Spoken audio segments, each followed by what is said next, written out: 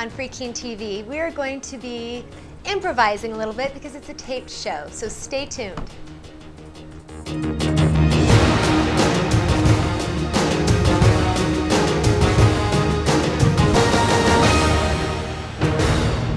Hello, and thank you for joining us tonight. I'm Michelle Seven, your anchor. We have an assortment of things to discuss this evening, one of which is Silver Circle. People that are interested in medals or comics or liberty will surely want to watch this film that is being produced and directed by Pasha Roberts. I'm Pasha Roberts, and I'm producer-director of Silver Circle. Silver Circle is Limeplot's first feature-length film, and we worked for over 2 years to build the pipeline to bring this story to life.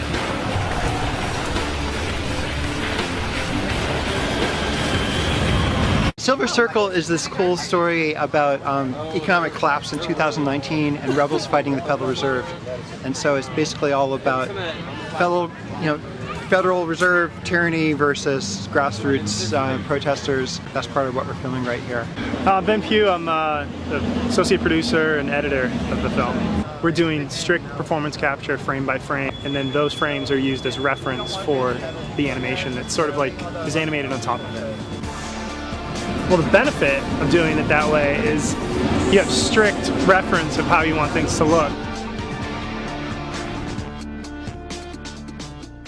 Hold that thought. I'm Megan Duffield. I work with Silver Circle. You can find out more about us at silvercirclemovie.com. We did a protest shoot where we had probably about 20 to 25 people that were helping us out, getting together, showing their fantastic acting skills that live here in the Free State Project area. So we had probably about 10 to 15 scenes left, and we're actually now wrapped up with pre-production, and from this point on, it's all animation from here. Just helping with the Silver Circle movie. It's going to be awesome. They've been working on it for about 2.5 years. We're almost done. They're just getting some last scenes here with some protesters, some rebels, and I'm excited to see the final product. I'll say that. Oh my gosh, it's so much fun playing a protester, knowing that I'm not actually going to die when I go up against the police. We're trying to work out a deal to get 15 cities, 15 different theaters out in the fall. So we have a huge connection in the comic community, so that really takes us outside of the liberty movement, but at the same time is bringing other people in by exposing other people to the message of liberty, exposing people to the message of what real money means and what protecting your civil liberties means. It's a lot of fun, and and this is our grassroots. I mean, the people, the activists of New Hampshire is really represents the inspiration and the basis for who the rebels in the movie are. So it's based on real people and real attitudes and real politics.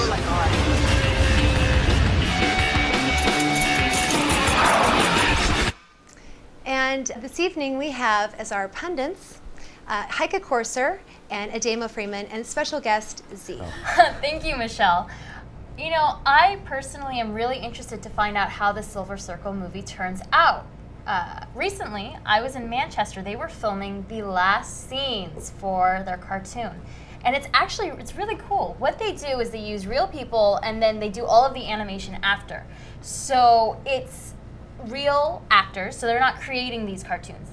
They're people, and they just animate them. Humans? Yeah, really? Exactly. Well, can't they do it both ways? I think they do some complete animation and some based off of bodies as well. Absolutely. And the scenes that they were performing, that we were filming in Manchester, New Hampshire, was involving real humans. We got to be protesters. Yes, we were police and yeah. Oh, that's exciting. protesters. Okay, so what is this about? Because I know nothing about Silver Circle? Silver Circle. I know nothing about this. Well, Silver Circle is based in 1919 or no, 2019. Yes, well, sometime in the future. I think it's actually 2027 or 2028. Okay. Actually. So it's out there, but yeah, the Fed is even worse. The Federal Reserve, which is responsible for inflation and all these things that happen today, but it's just today on steroids. So it's a revolution. Right. FEMA is buying up houses and kicking people out in order to control the housing market so that there's not too many. They fence off neighborhoods. The police officers in the film are no longer here to serve and protect, but rather to do the government's bidding, as far going as taking people out of their homes, arresting them for walking on the Isn't that what they streets. do already? Pretty much, but it's ramped up. Yeah, it's like it is today, only on steroids. Exactly. So, okay. but we had a lot of fun, and I got to be a protester. I was arrested a couple of times. Ademo here was a. I was a cop for once, and I had to fend off some people. I make You had a a good cop. baton. Yeah. Oh my. Yeah, it's really interesting. That was great. I mean, I don't mind playing the role or having a little fun, but I'm really interested to see them get this done. They've been working on it for 2 years. I think Absolutely. I like to see more people involved in music to, you know, relay the messages of how the world is, as well as videos and stuff. So, movies and whatever else. I know they had Atlas Shrugged that came out that does well for people to accept the ideas. And Isn't there a documentary out? Libertopia? Libertopia, Yeah, where a few folks were videoed moving to New Hampshire, some from California, all over. Andrew Carroll was one of them. Andrew Carroll is one of them. It is so great to see a boom of libertarian-minded directors and producers that are coming out with like films that really are centered around principles that we live by. I think that's so great because, you know, don't get me wrong, I love a Hollywood blockbuster like anyone else. I like to be entertained and laugh at things happening on screen. But on the other hand, it's nice to be able to see something that for once matters, that I can look at and go, I know exactly what the director was thinking right there when he put that in And his maybe movie. it'll open up other people's minds. Absolutely, because the media is a perfect avenue to spread messages in a in a way that people can consume without being confronted. But yeah, in all fairness, though, it's also a good way to control people's views and opinions on certain things. So, like, the mainstream media will frown a lot of stuff, even like things we talked about a couple weeks ago, the lemonade stands, you know, that didn't get as much play as it could have in the mainstream or some other stuff. So it's very true. It goes both ways. Yeah. Well, it's unfortunate, but I think that if we can learn to work the media the way that, in order to get the messages across that are libertarian and principled, then we need a news show that's as big as CNN.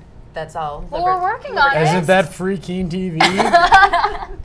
Someday we'll be national. Probably. I like to see more stuff like this. terrifying. I like to see more localized stuff. I like to see everybody. Absolutely. Like, I consider myself an indie journalist, you know, so anybody can do that with cell phones these days. We're all indie journalists. Right. We all can write or at least communicate. Well, sometimes. Sure. So you're back on the show, and yes, I am. Z, please tell us a little bit about yourself. Well, I'm a musical theater major, and so I get to study acting and dance and music, and that's a lot of fun. I live in New Jersey most of the time, so... Jersey. Hey, you know what? Don't hate. Well, all right? Stop it. Are you anywhere near Seaside Heights in New Jersey? No. Good God, no. Actually, I'm near Princeton, so I'm in that area where everything looks and smells nice all the time. And then when I want to be, I'm in New York City, which I love New York City. New York is awesome. Manhattan is my place to be, personally. Nice. But New Hampshire is beautiful and extremely gorgeous in the summer, so I'm happy to be back. Okay. Well, we're happy to have you back. Thanks, Heike. And so we're welcome. all excited to see the release of Silver Circle. So with that, I think we're going to take it back to Michelle 7. Thanks, Ademo. Recently, I have been the victim of police brutality, I would say, in having my vehicles seized for not registering them.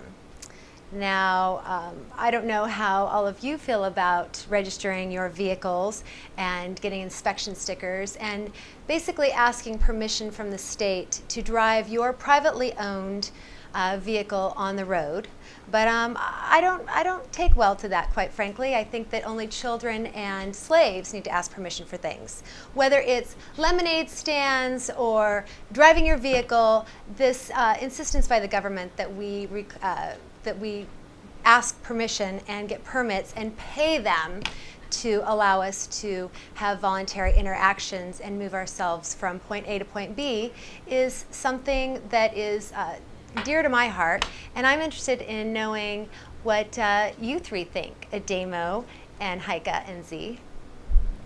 Thanks, Michelle. I think the whole issue of the right to travel, the freedom to travel, is highly debatable, and a lot of people will say, well, if you have to pay for all these things if you're going to be on the roads. Well, my problem is, and I don't know how about you two ladies feel, but we'll find out in a minute, is that we already pay for the road. So do I have to not only pay for the road to be made, but pay for the senator, congressman, councilman, whoever's job to decide this? Then I have to pay the DMV to give me a driver's license, and I got to pay the people to build the DMV, I got to pay the people to staff the DMV, then I got to pay for an admission, I got to pay for all that again and again. So how many times over can we pay for roads and do whatever? And if the government wasn't involved in a monopoly on roads, then we would have fair trade, fair businesses, and I would figure ways out to travel where I wouldn't have to pay. I might have to pay some of these things. I might pay to insure my vehicle, which might mean to get license plates on it to track. It might mean to have insurance.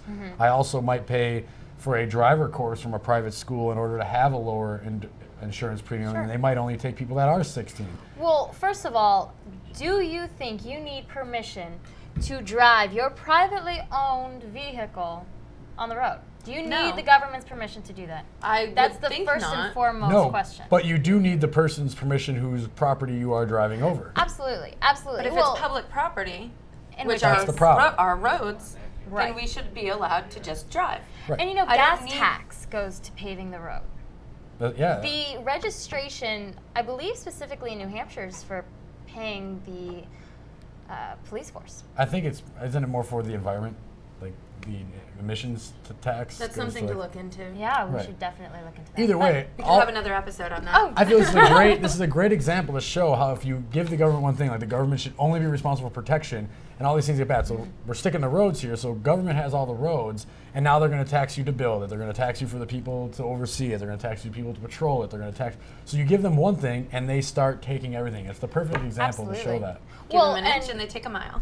Right. So what are some of the things people can do, like Michelle's doing with a petition and other things? What do you guys recommend? I personally just choose to opt out.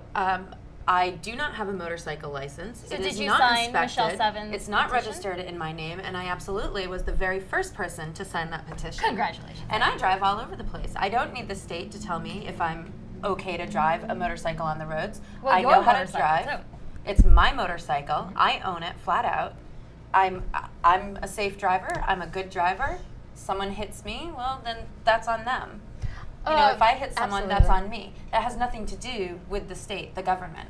Well, I know that those that I have talked to personally, locally, they have said, well, how do we keep track of those that are involved in accidents because you say you use their registration. So what could they use instead? Insurance claims.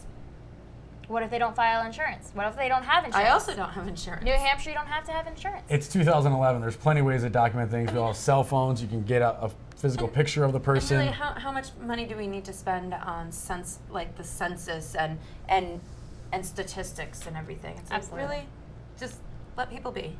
Right. Well, and for those that speed, it's against the law to speed. But does that stop me from speeding? No, it does not.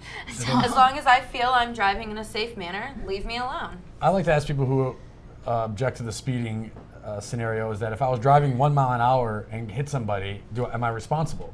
The answer should be no if I wasn't speeding, because nothing happens. But if you are, then it doesn't matter if you're doing 100 miles an hour or 1 mile an hour. Right. If you hit somebody, you have to fix the damage to whatever that person feels is reasonable. And self-government, self-regulation are so important in these things because if you hit someone and you leave, well, you're a jerk for one thing. I mean, it's like really take care of the damage that you do, whether it's to someone else's car, to a sign, doesn't matter. If you fix your mistakes, no biggie. You learn from them. It may cost you a few dollars or a few hundred, but in the long run, do you need to be documented every time you're in an accident? Do you need to have your registration looked at by the police force in order to be tracked down in an accident?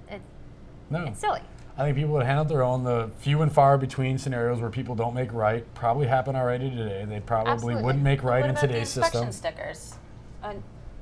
Use your judgment. If you feel your vehicle is not safe to be on the road, if it's going to fall apart, or if you feel that you're going to cause damage to someone, don't drive it. Well, the inspection sticker is more about the pollution the automobile emits. It's not so much about it being safe for you to drive. Yeah, it actually has to do with my car didn't pass inspection a couple of years back because the sensor that measured the amount of O2 that's released from my car was broken.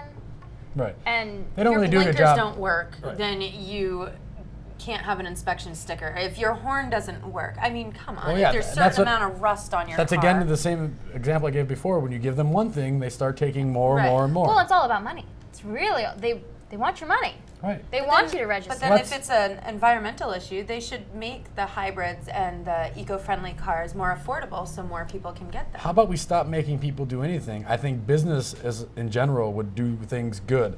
If you're making cars that are killing the planet and the ozone, well, that's going to kill your customers, which means you're not going to have any more people buying cars. That is true. So That's a good point. naturally, even society has evolved quicker. It's when government puts in regulations saying, oh, your emission test only has to be 100, for example, when really without government it would have got to 200. So, and that 200 being good, the larger number being good. Here they stop it and say, oh, for the next 10 years it only has to be this high, then we'll increase it 20, we'll increase it 20. Right. When people want to do good, going green was happening before the government came along with the campaign saying Absolutely. go green. You know, here's a scenario.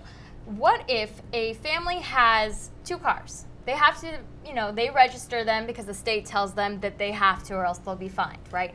Well, they make up a car budget. They have a certain amount of money that they can spend on their vehicle. Now, it starts to snow. They can either, and their registration's up, they can either pay for the registration or they can pay for snow tires or chains. What if they can't afford both? And because they don't want to be fined because they're not registered, they go and get their cars registered. What if their 16-year-old driver is out driving with a registered vehicle, her car or his car slides out of control due to the fact that they were not able to take care of their car properly due to the funds, and then they've got a car that's totaled, that they could have a kid that's hurt, there are other people that could be involved in an accident. I definitely understand the worst case scenario arguments, but there's also the argument for that for why you should have registration. Like, oh, this person ran off and wasn't responsible for the damage they did. I mean, in both cases, they're few and far between. Absolutely. So the answer is why we don't regulate at all. Like people, Absolutely. If you're sitting at home right now saying these guys are all nuts, whatever your biggest fear is, that's a business opportunity for you. If your biggest fear is people damaging your vehicle without being able to track, well, then start a company that tracks vehicles. And that's because you're probably not the only one who feels this way. And so people go out and say, hey, I want to go to a Ademo car company and he's going to insure my vehicle. Mm-hmm. If it's stolen, they'll help find it. They'll do all this stuff. That's the way to handle it. And then it becomes then us all here aren't paying for the road, the the DMV. We're just paying for whatever service you're actually getting. And I don't even own a car. I mean, I travel around in an RV, but that's, for the amount of money I pay in taxes, right? Yeah. I'm not using the roads to the amount of money that is being taken from me for it. That's a good point. Michelle 7, back to you. Thanks. Well, this last year we saw George Donnelly's opt-out campaign with the TSA. And opting out is an important aspect of liberty. If you cannot say no without the threat of force or violence against you, then are you really free? So on that note, what do you all think about opting out in general? Opting out of taxes, we've already mentioned opting out of vehicle registration, opting out of TSA searches, etc. Thanks, Michelle. Personally, absolutely. I believe that we should be able to opt out of any government-mandated, whatchamacallit. Well, then it shouldn't be mandated if we can have the option of opting out.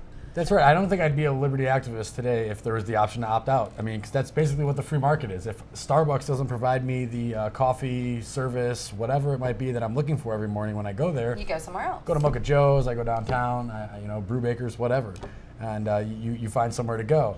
But you don't get to be forced into the situation. So if I go to Starbucks, like, oh, the Frappuccino you made me yesterday was really bad, it kind of sucked.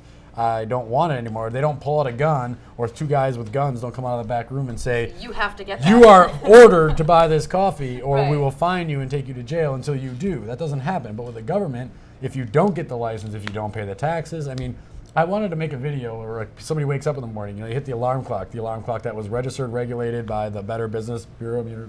As you get off of your down feathered comforter that was approved by such and such organization, as you put on your slippers that were made in Hong Kong because of a tax here. Little 1984, isn't right, it? exactly. So you just go off. If people look around every day and realize how much regulation there is, you get to work. By the time you're at work, you've been regulated. Well, come on, and it's controlled. keeping you safe. That's How? what they like to tell us, right? But I'm not sure how. Right. So my question is, if the service, and I've asked officers, I've asked judges, I've asked bureaucrats, mayors, congressmen, if your service is so great, why don't I get the option to opt out? Why isn't it voluntary? Which it all Right. comes back to voluntary agreements and interactions between people. If you don't want to, then you don't have to. Right. So if Yeah, exactly. If you don't want to, you don't have to. But if the government actually did something good that provided a service where they'd make money, they wouldn't have to do this force either. I mean, if all the people that are in government, and there's nothing against them, we're all humans, but if they chose a profession that was paid for voluntarily as opposed to by force, we'd all be a lot better off, and they wouldn't have to do this anymore.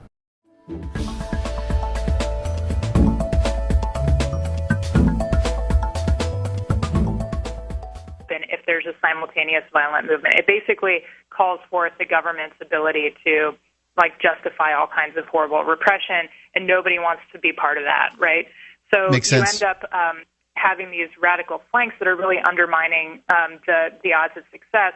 At the same time, nonviolent movements can succeed despite the presence of violent movements. We've seen that in the Philippines. We saw it in Iran. We've seen it in Egypt and elsewhere. So I think that it's still a possibility, but that they don't help and they could hurt. That's kind of the bottom line. So, I mean, even the right will still use the Black Panthers as this sort of scare tactic, 30 or 40 years later after they've essentially gone away. So, I mean, I think that's true, that they can vilify. The people don't want to be vilified. They don't want to be painted as dangerous. And but who does history remember, right? I mean, you look back, who were those violent people associated with Gandhi? I don't know.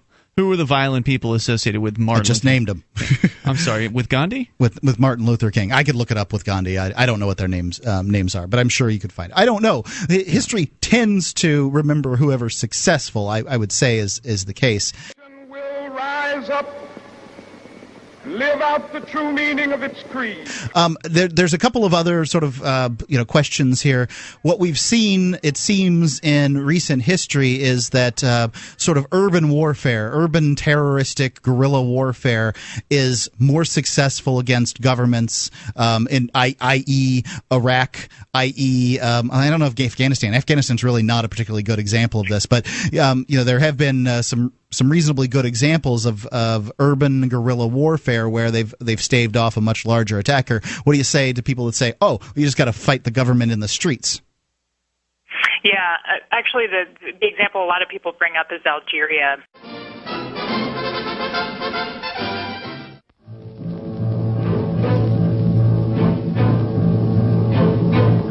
France throws the bulk of its military manpower into the Algerian rebellion. The Algeria independence movement that kicked France out, basically. Okay. And usually what I would say to that is a couple of things. First of all, we do see that when there's an occupation by a democratic country, those tend to not go well for the democratic country. Usually the indigenous population throws them out, whether they do that by nonviolent means or violent ones. Gotcha. So I think that you're going to have a much higher rate of success for violent insurgencies when they're facing democracies that are occupying their country from a foreign place. But in general, what I haven't seen is a compelling argument that where these violent insurgencies have worked, that nonviolent insurrections couldn't have worked. What I mean by that is I don't see compelling evidence to show that the violence was necessary to achieve that outcome. Right? So let's say that in the hypothetical that the Algerian independence movement had been completely nonviolent, we may have seen the exact same outcome. It's being called in Why Civil Resistance Works, a book by Erica Chenoweth and Maria Steffen. We actually have Erica with us here. We're going to continue that interview in a moment. Now, one more question I have for you, Erica. Some people will claim that in this new world, and you've sort of answered this previously, but I think it bears repeating on this particular one. In this new world, all you have to do to have your little insurrection work is to get a few teenagers to wrap themselves in dynamite and to run off towards the infidel or whatever, and then that works because suicide campaigns work. What do you have to say to that? I haven't seen very much compelling evidence to show that they work to achieve the ultimate outcomes that they want. They definitely work to get a lot of attention. They work to scare a lot of people. They may work to change how people view the other side and things like that. But they aren't very good at developing constructive solutions to problems. And I think, the thing about civil resistance is that I think it's cut short before it can really play out and work a lot of the time, because people are either impatient or they can't get enough people on board with their idea to see that it's going to work. So I think what I'm hoping for is to sort of change the conventional wisdom about what types of things that ordinary civilians can do to change conditions that are intolerable for them. And the main point we're trying to make here is that teenagers or whomever, they do not have to strap dynamite on themselves and run into, the opposite side and blow themselves up. That this is a very powerful force for change in the world. It's becoming more powerful as a force for change, and is probably, eventually going to be the most important force for change in the world. And so they just don't need to do that. And I'm hoping to really change the conventional wisdom about that. What kind of advice do you have for people that might be considering using some kind of civil resistance to get some kind of change that they want, someplace? There are a lot of resources available to activists and other and ordinary citizens. The internet, as you said, has made a lot of that accessible to people. And there are a few places I'd recommend in particular. The Albert Einstein Institution is a small organization where Gene Sharp, who's kind of the main theoretician of the use of nonviolent direct action, works. He's got a number of pamphlets available for free download that are very useful. The International Center on Nonviolent Conflict is an organization in Washington whose sole purpose is to promote knowledge about nonviolent conflict, and they have a number of resources as well and events. I'd start there, and then just using simple Google searches, one can find quite a lot of information about how to plan and develop a strategy that works.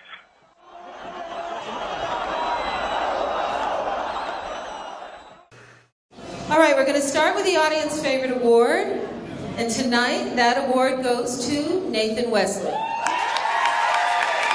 And in 5th place we have Karen Bays. In 4th place, a newcomer to Idol, Laurel Ferguson. In 3rd place, for a prize of $500, the award goes to Heather Kovac.